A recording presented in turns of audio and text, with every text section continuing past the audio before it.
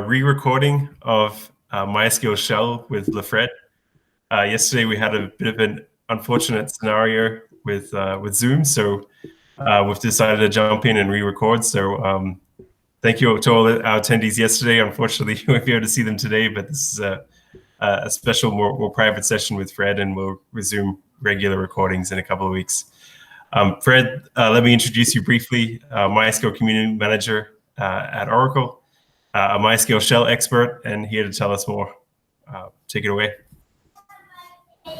Okay, thank you, Morgan.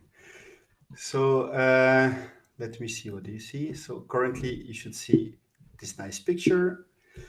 So it won't be with slides like yesterday, but this one is important. So at least you show you can see it, meaning that everything I will say for the future plans may completely change, so you should not take that into like written in stone, right? So these are some random topics. I won't give you a full presentation, of course, on MySQL Shell. This is not the goal, but this is some random topics so people know about what we can see and what we can talk. For example, I will talk very briefly on the admin API, but we decided to have a full session on that another time with maybe Kenny, where all HA for MySQL will be explained. So we will have some questions and stuff like that. First thing, it's what is MySQL Shell? So some people are asking what's the difference between the shell and the regular old MySQL client, right? So the MySQL Shell, it's intended to replace the old client. So it can't speak MySQL protocol, classic protocol, so the protocol that use the port 3306 by default, right? But it also allows you to communicate with the X plugin that you have by default in MySQL 8 that is listed on port 33060 that allows you to do, for example, CRUD operations, that allows you to do asynchronous call, and we will see that later. It also provides you a different interface, and I will show you that live in a moment, but as it's complicated to switch between screen, I will just explain very briefly everything there. And it has a lot of utilities also embedded, and we're going to see that. And usually we say that it's also a nicer look compared to the old client, right? So let me see if I can change. Maybe one thing first before I show you, it's maybe the installation, right? So installation, if you have the MySQL repository, so where you install MySQL Server, the libraries and everything, from there you can install the MySQL Shell. It's on its own package for the moment, so it's not yet in the MySQL tree for many reasons, and currently for flexibility. It allows us to freeze the code a bit later and implement more stuff between releases. Or you can also download it directly from the website, devmysql.com, where you can download only the package you need on every version you want. Fred, that's probably a good opportunity for a question. Would you say that MySQL Shell is the superset of functionality over the old shell, or 90% there? No, where along the timeline would you call it? No, it has to become or to replace the old one. You mean? Yeah, exactly. You said it's not in tree, and it hasn't kind of become that standard. To be in the tree, meaning that it will be frozen and released and packaged at the same time. So there is no time about that. And to be honest, myself, or when we are discussing, there are two options. People want it on the tree, and some developers or people like me, we don't want it right now in the same tree, because it gives us the opportunity to freeze the code a bit later and allows us to add more functionality. But it's just a packaging issue, to be honest. Like, oh, we want that when we install the server, we have the shell or not. But as I will show you, maybe sometimes it's not needed to have the shell in the server when you install it, because the shell you can connect remotely, and it's the purpose of it is that you prepare your full environment of the shell in your laptop or every DBA's machine with all the plugins you want, because the plugins are local where the shell is running, right? And then when you have your environment set up, you can connect everywhere very quickly and very easily. It has all the connections saved, stored, and securely. So yeah, we don't know if it will even ever happen. That we will see, right? So back to that, I will try to switch the screen. So I hope if I press stop presenting, you will not stop the recording. Let's see. No, it's fine. I thought you were going to say you will not freak out and panic, but I think it's okay. And then I will just both are safe. Yes, let me see, where is the shell? What's the name of that window? There is change. Should be this one. Yes. You see something? Not quite yet. Okay, and we'll wait. Yep, now we're good. Okay, perfect. You can read it, it's big enough? It's perfect. Perfect. So I will show you, so the shell, what it's installed, right? Let me remove everything we did yesterday in case it's still there, right?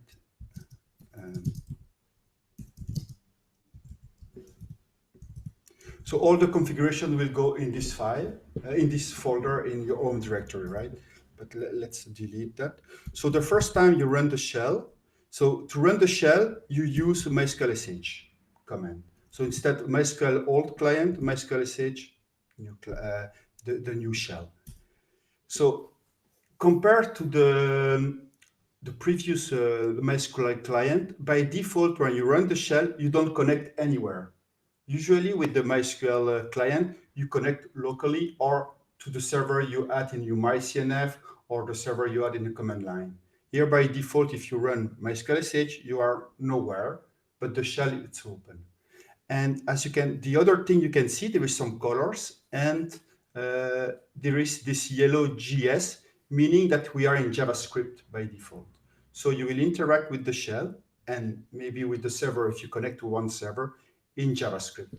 You can change mode using this command, like so /py to go in Python and SQL. So these are the three modes that are supported in the shell, right? So first thing, then Control D if you want to Git. So this is one, the default prompt, because it uses just some colors, but no special Unicode character or something fancy that I will show you, for example, in my own shell here. So this is on my own machine. You see, it's a bit different. Second line, he has the date. You can modify everything you want there, right? And so if you want to, we provide, when you install the MySQL shell, we provide different prompts. And these prompts, they are in user, this is depending on your OS, of course, right? But they are, if you check what's in the package, right? Here are the prompts. And you have several prompts here that are available. And if you want to use one, you just copy it. 2 lines. And you do it in your, remember I deleted this directory earlier, but the first time you connect, it creates it, and it's prompt.js. So next time I use the shell, my typing, I have that prompt is not nice. Sorry, it's not prompt.js. Is it? Yeah, I was about to say, is it .json? Sorry. And No you see problem. now I have this prompt, but it's different, 2 lines. And of course, you can change that again with something better. And for example, 2 lines. Do you have the one with the time? I like that one. The time, it's homemade. It's not. Okay. So I did myself. It's you can modify that on yourself if you want, right? I will. I can show you what it looks like.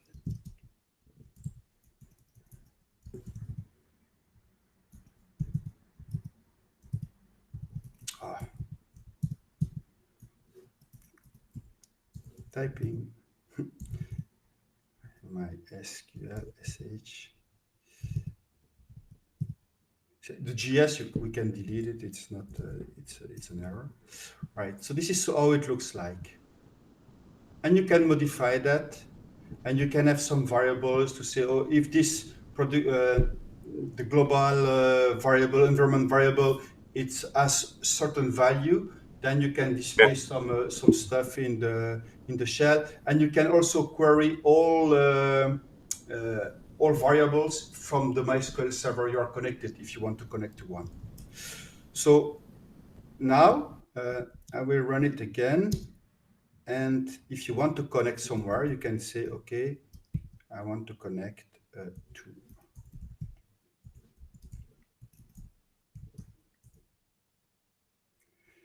What was the password? I forgot. I will. I will use Fred. That I should remember. Yes, it's in it. So I create a user thread on the server, and I connect with user thread. So here you can see. I don't know if you can see the mouse when I do that, but you can see that you are connected on localhost. By default, it used the 33060, meaning you are in. You are using the X protocol.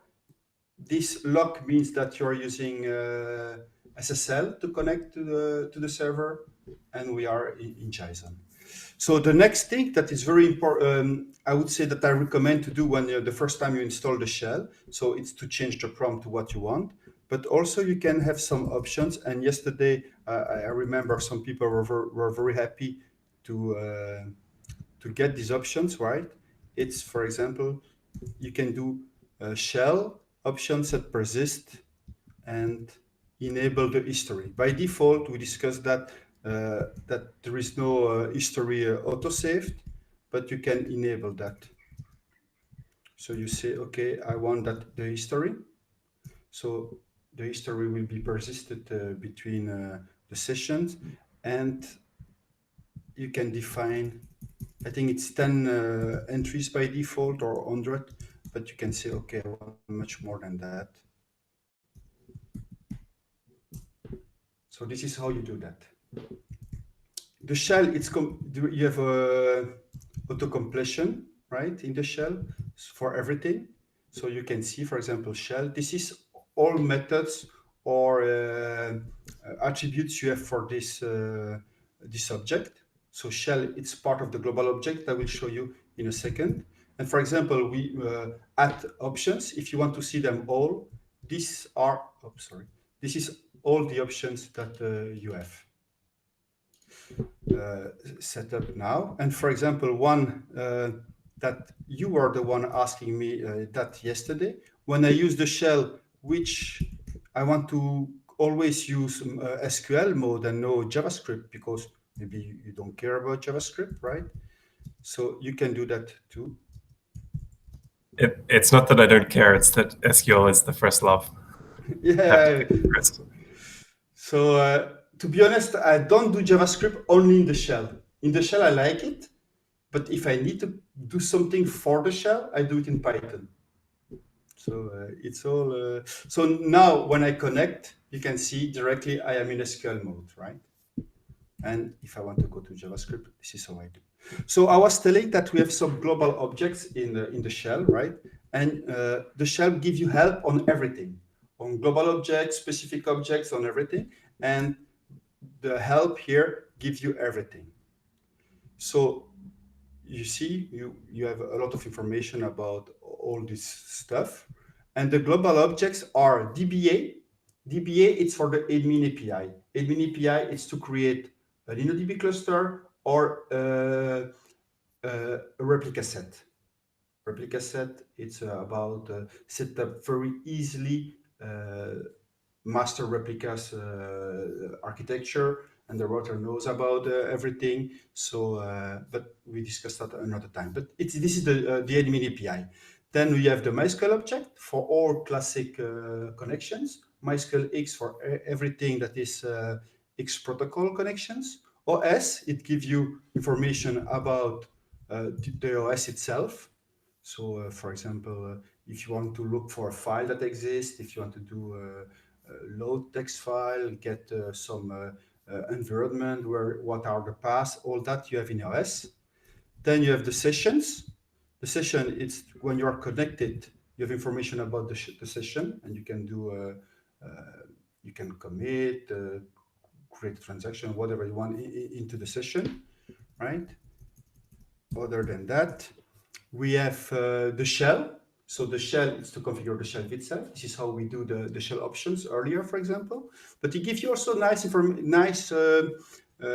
function or methods that you're going to use in the script. Like, for example, a prompt. When you ask a question and you say, oh, the answer should be a password or should be hidden, the shell gives you all these methods for you. So you don't need to rewrite them all by yourself. I will show that after. Then there is the sys, gives you some system specific options. And one very specific, it's util. So I will now discuss about util. So util, it's this global object that allows you to check, for example, what we call the upgrade checker. So if you want to do upgrade checker, you use util. So what is it for? This tool is to test MySQL 5.7 or MySQL 8.0, which is not the latest, right? And to check if you can upgrade it to the latest one. So let's say that you have 5.7 and you want to upgrade to 8.0. You download the latest MySQL Shell. You run MySQL Shell and you connect this MySQL 5.7 with it, and you run the check for server upgrade, and it will check a lot of stuff to see if it's compatible without any changes to MySQL 8. So, for example, it will check if you're using old temporal type for data, right? It will check if you have some reserved keywords in your schema that are not compatible with MySQL 8. So it will tell you, watch out, you need to quote them in every query and stuff like that. It will check about UTF-8 and B3, and it will warn you and say, watch out, you have that. It will check about conflicting table name in the MySQL schema and stuff like that, a lot of stuff. So all that is done by the check for server upgrade. Also, it allows you to import JSON documents, and I will show you that in a few moments when we're going to discuss about document store. And it allows you also to import tables. So importing tables in parallel, it's something that you can do from the shell. So much faster. By default, it will use 8 threads. So you have a big file, it will split it, the shell, or you won't see anything, and it will do it and it will import it in 8 threads. And this is something also that we're going to do right now, because I wanted to show you some people know about that feature, but yesterday I showed something that was less known, is that you can also load files from the internet, for example, in your server easily. So I will show you that now. So the only thing is, to use the import table, you need to use a classic connection, not X protocol connection. So here, for example, I need to reconnect on localhost with 3306. This is the easiest way to connect, but if I use, I could also do MySQL instead of MySQL X colon // and it will use directly the MySQL protocol and not without giving the port. if the password was not yet saved on the system, it will tell you, oh, I don't know the password. Would you? So it asks for it, and then it says you want to save it or not, right? You can remove all the password that you have saved and list them, all that it's possible to see. So, Yeah, I like that feature a lot.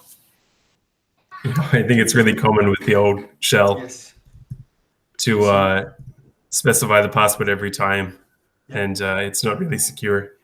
Yeah, here it's all, and it's secure, so you cannot read them easily, and you can stop. So this is, for example, I just connect with the Fred and with the X protocol and Fred with the classic protocol. So this is the credential that I have loaded in my client, I would say, in my shell, right? So now I will do so util import table, right? And instead of giving a name of a file, I will use a website, but I will be lame and I will paste the URL, right? It's about with the actuality right now. Oh, yeah. Let me do it, and it will give you an error because, of course, I haven't created the table yet. I need to create this table first.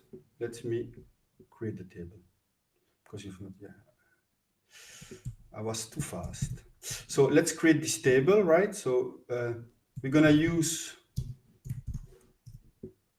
the test schema, and you can see in the shell, it's very nice. You see that you are connected now in on the test schema, right? You see it here, test. This is just eye candy, but I really like this stuff, right? So let me create table COVID date in date province. These are the just the fields that they will be in the document that I will load from the web.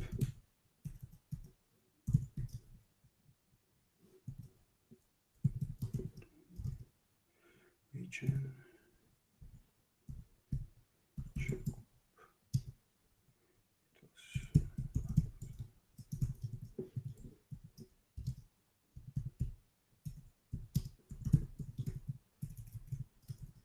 I'm a very bad typer. Kenny would bash me if he was in the call, but he's not, so it's good. This is 30 years of basketball. So I create the table, right? So now I Right. will go back in GS. Yeah, the util, you cannot call it from SQL, right? So you need to call it. It's backslash JS, right? Yeah, I'm learning. So no worries. So and I will.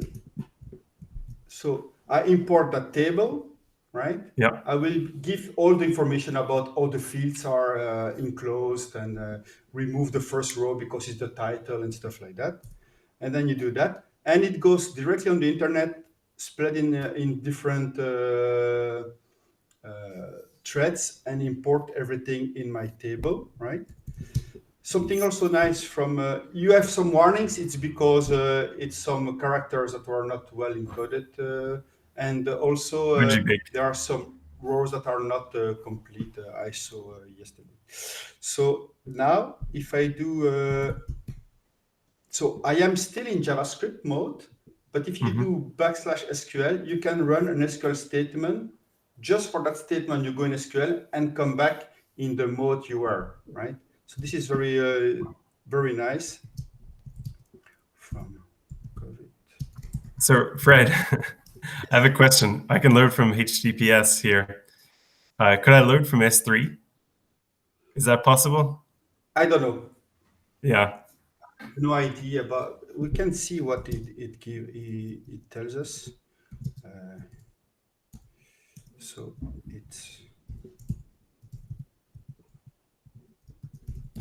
I don't have a valid S3 URL off the top of my head to try, but Yeah, I have no idea what.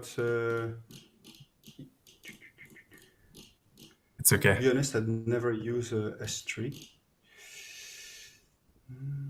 file. Oh, it does support File. buckets.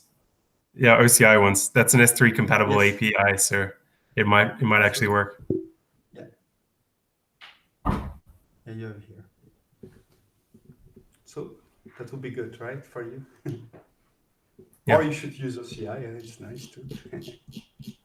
So this is just to show how you can load a document from there.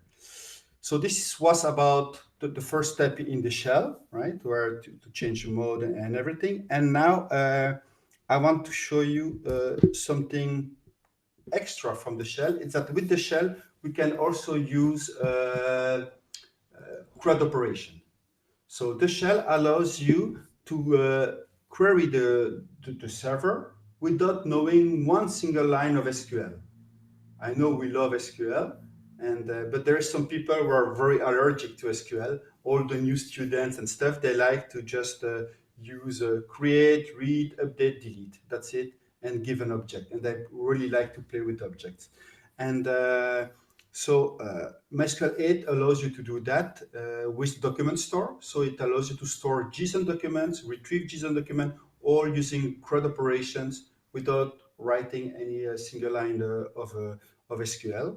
And to be honest, I showed that several times to for example, Python people, and they were so surprised about that, and they were so happy about it. They say, "Oh, you can bypass ORM several times and make it much easier." And I have a lot of friends working with it right now, and they are very happy with it. So, so we all know one very popular NoSQL data server, let's say, call it like that. So now what I will do, I will export. Watch out, because yesterday it happens here, right? So I didn't say the name, so maybe it was that. So I will export everything that I have in this restaurant collection in one file, right? And it is 25,000 and more documents. You can see here it's 13 megabytes. And now with the shell, right? And so the shell, you can use it interactively, so like we did so far until now, but you can also do it in command line, completely calling everything from the command line. And the secret is, first I will give the connection I want. You can see it uses this notation, which is the URI notation for everything. And the secret is this double ifn. Double ifn give you says to the MySQL shell that everything coming after it are objects and options for the objects. So we want the object util. We want to use import JSON. We want to give the name of the file. We said, okay, the collection we want collection will be restaurants. It will be created in the test, because here I connect with the test, right? So restaurants. And because this comes from MongoDB, I need to do convert JSON OID, right? Because we need to have the underscore ID that has to be converted in a var type, var binary 32. So this is why we need this. So we do that, and now everything gets loaded in MySQL. Right? So if I use the shell, so this shell, it's local to the server. This shell, it's on my laptop, right? So let's use the one on my laptop just to see that it also works. And it is Fred at TVM. So it connects to it. And now I can say, okay, use test, because I forgot to put the test there.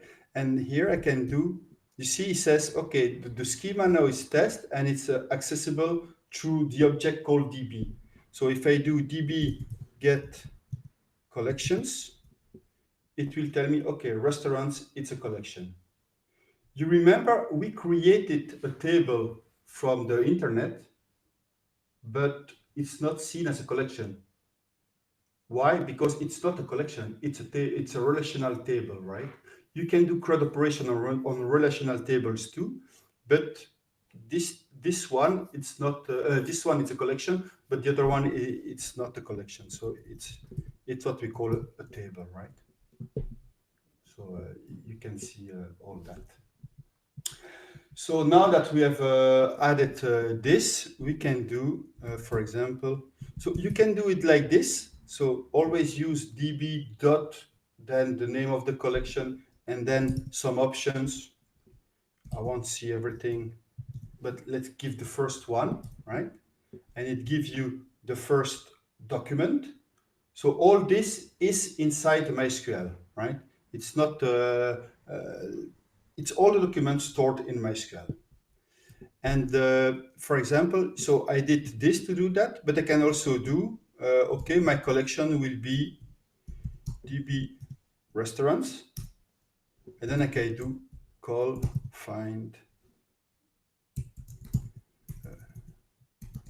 limit one. It's possible too. So you can play with the objects like you want. The shell is very, very, let's say, yeah, expandable and very easy to change everything you need to it, right? So now we have here a real document store with a full of documents, and we can play with it. And there is, and you can query like you want. I don't want to make a full session on document store, right? Maybe we can ask me or Dave to do one later, but I wanted just to show you how it works, right? So you can say, okay, I want to retrieve only the name and the cuisine, right? I'm very bad typing. Maybe it won't work because yeah, just because I'm very bad. I type and enter too quickly. So fields.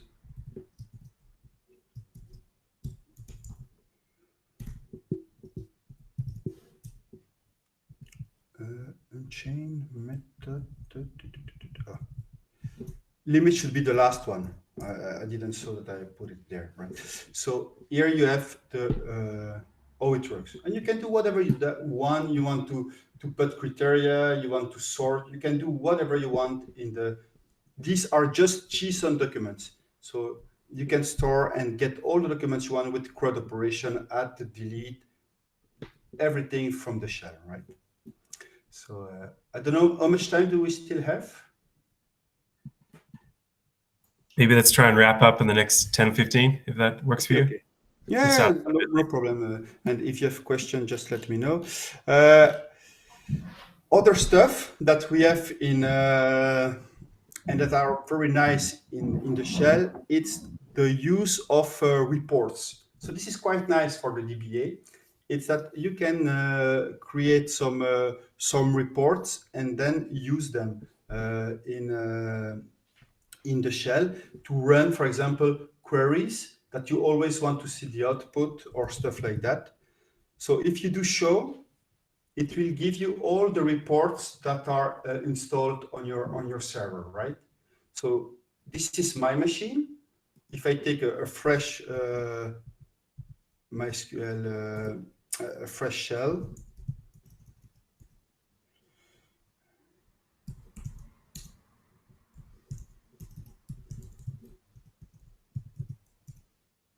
you see here it has only two, and you can call them.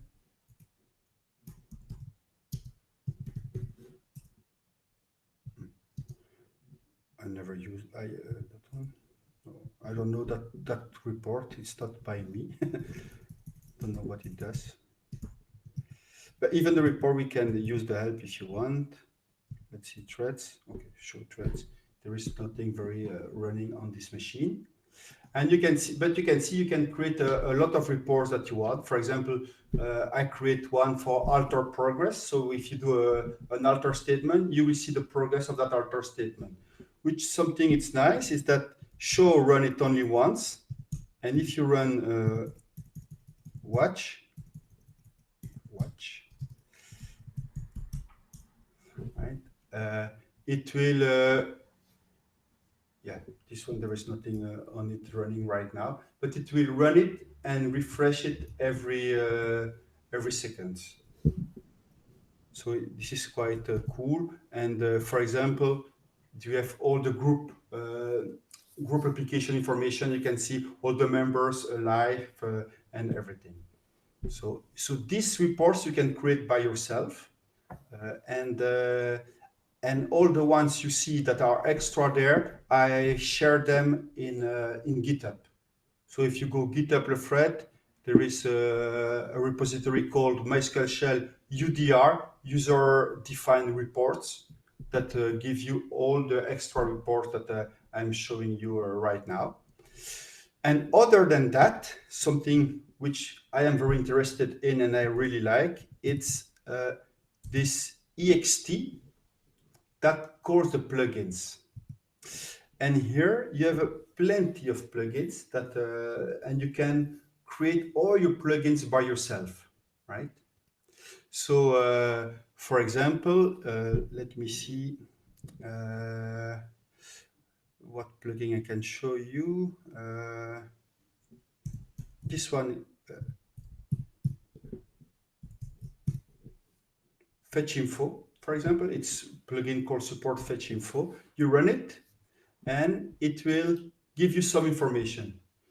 This was a proof of concept that you can extend to the end or to whatever, but he was going to say, oh, this is the server, this is the data, this is the 10 largest table you have, these are the table without primary keys and stuff like that. So, but all that can be automated.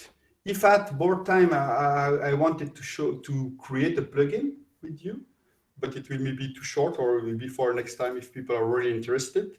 But you can, something also very cool with the plugins is that here I'm talking with MySQL only, right?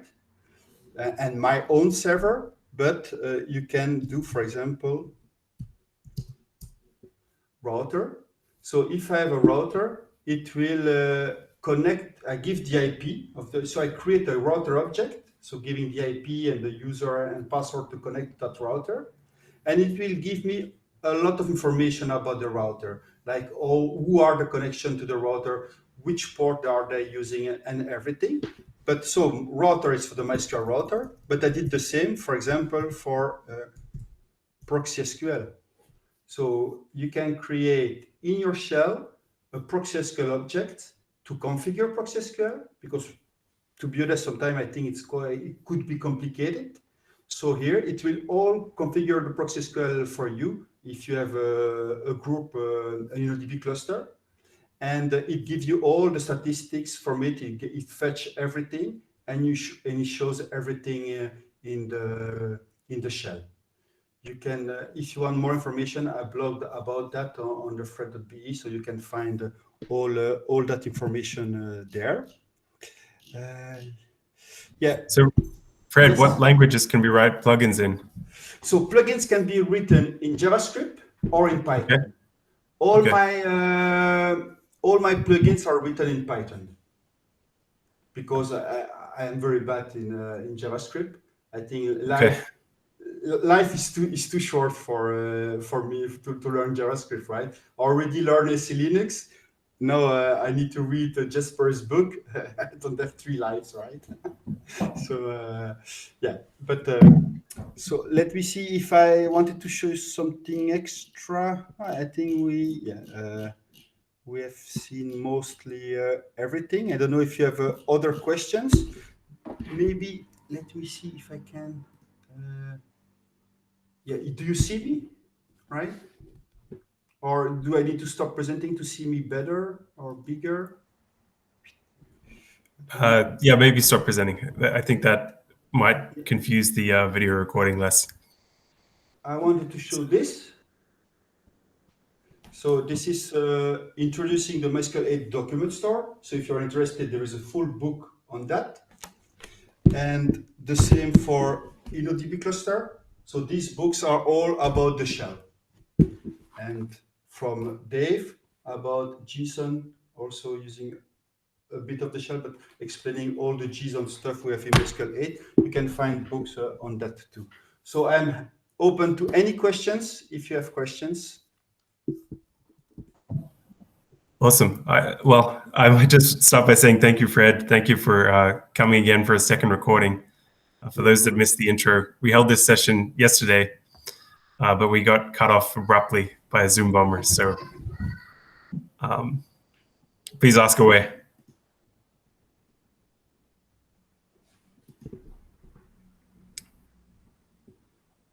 Okay. I think you answered my questions during the presentation, Fred. Yes. But I like that you can use SQL mode, and I like the idea of writing my own extensions. Yeah, extension can be like endless. You can do every. For example, if we had more time, one example I'm doing, I wanted to show, for example, it's to help a junior DBA to create a user with questions like, what's the name of the user? Do you want to have a password, or do you want that MySQL generates a password for him? Do you want that the password expire? Do you want that the user, the first time it connects, changes passwords? All that information, and you answer just yes, no, yes, no, yes, no, and it creates the user for you with all the grant without any issue and stuff like that. So it can be very useful for junior DBAs that the experienced DBA makes some procedures or stuff that you can write on the shell. Yeah. Awesome. Well, maybe let's turn off the video recording, and then if anyone wants to ask a question privately, Fred, if you want to hang around for another minute, that's Sure. let's make sure that